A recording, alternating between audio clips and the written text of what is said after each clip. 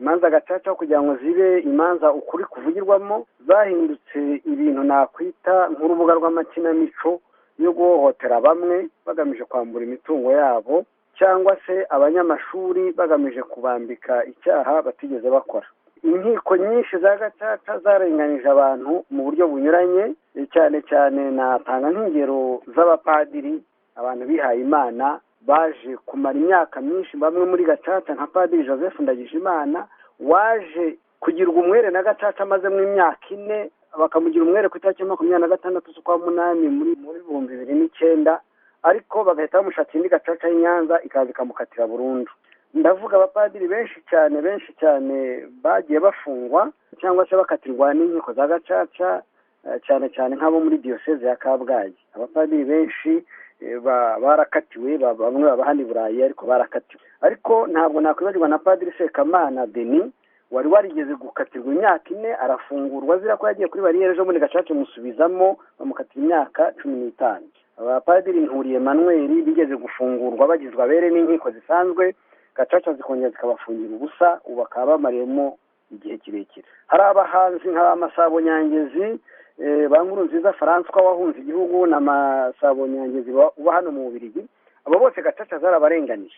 Abacuruzi benshi batabarika, cyane cyane abitwa Bakanyango Thomas b'Ikibungo muri commune Kayonza, bahoze muri commune Kayonza, bitwa Mugambira Aphrodis bo ku Kibuye.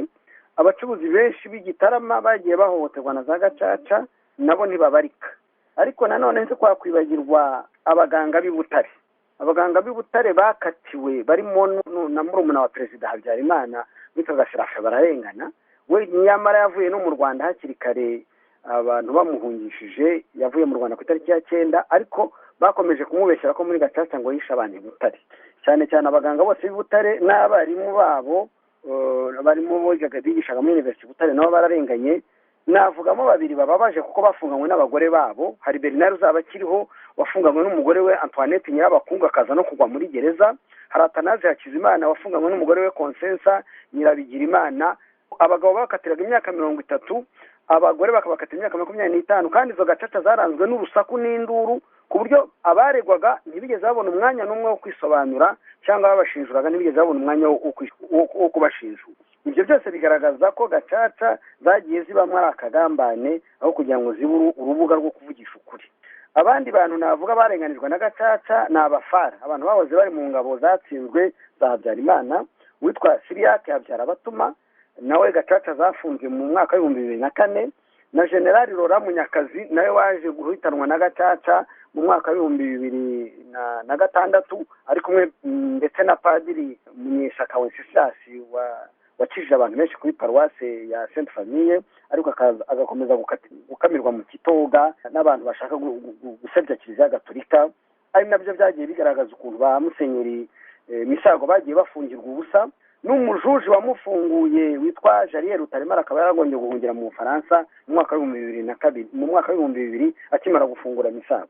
Ariko sinakwibagirwa n'abadepite bakoreye FPR ku mugaragaro barimo Safari Sitani, Eri Bisengimana, Butare Jean Baptiste, Magari Etienne, yewe n'uwari uhagarariye abategarugori mu nteko ishinga amategeko witwaga Kabanyana Julien. Aba bose bagiye gacaca zibashyira mu majwi kandi bagahohoterwa, bamwe bagafungwa, abandi bakaba barahunze igihugu, barimo n'uwahoze ari perezida wa Parlement, donc perezida w'inteko ishinga amategeko Alfred Mukezamfura. Urumva ko gacaca aho kugira ngo ishyire ibintu mu buryo, ahubwo yashubije ibintu rudubi ku buryo isize umurage uzatuma abanyarwanda basubiranamo mu myaka iri imbere, n'abari amasambu n'amazu y'abandi bakazabiryozwa mu gihe kiri imbere. Muri make cyane, ingingo mwagiye mukurikirana zitagiye zitabwaho mu nkiko gacaca ni izihe? Ingingo zititaweho ni abashinjura akenshi bo babaga bazi nuko ibintu byagenze, ugasanga abaza gushinja ibinyoma bo batari banahari, batari batuye n'aho hantu,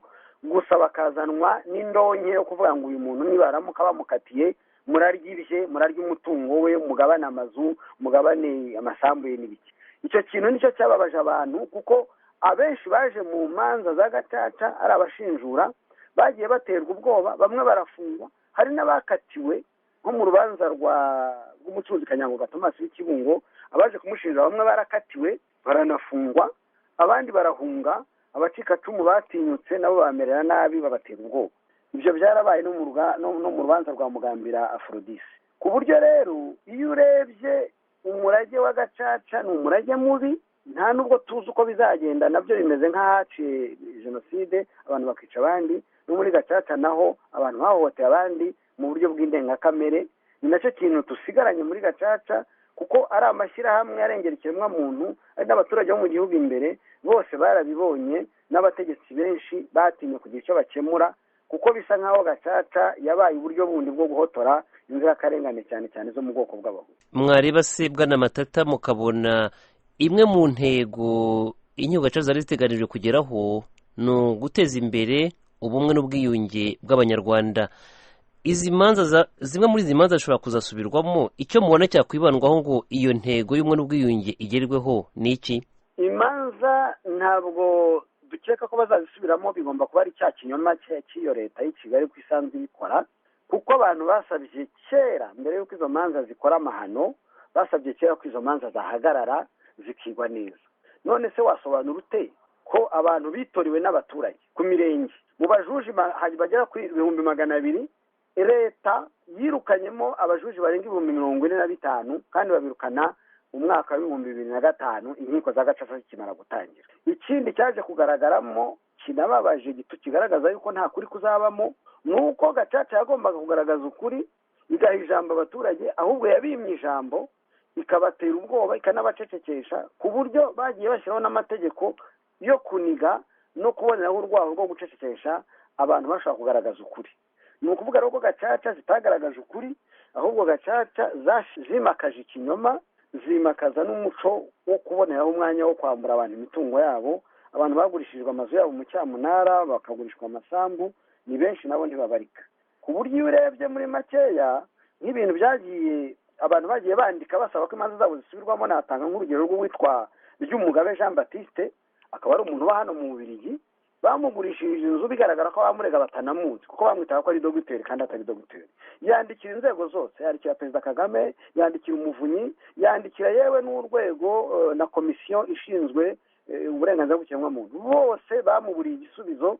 Urumva ko icyo gihugu inzego zose zishinzwe kurenganura abaturage zitagishobora kugira icyo zimara, yaba Umuvunyi yaba komisiyo y'ubwiyunge, zose zabuze icyo zikoraho, ku buryo n'ubu ngubu ibyo babeshya yuko bazazisubiramo ntibishoboka. Ntibazazisubiramo ni ukubeshya abantu, ntibazazisubiramo kuko n'inzego zashobora kurengera abantu igihe izo manza zacibwaga, nko muri urwo rubanza rwa Ryumugabe Jean Baptiste, ntabwo zashoboye gukora. Ubu rero sinumva indi mana izaturuka hejuru ikaza gutuma inkiko za Gacaca zisubiramo imanza abantu barenganyemo. Ndabashimiye Bwana Joseph Matata, umuhuzabikorwa w'ikigo giharanira kurwanya umuco wo kudahana n'akarengane mu Rwanda, ari Buruseli mu Bubiligi.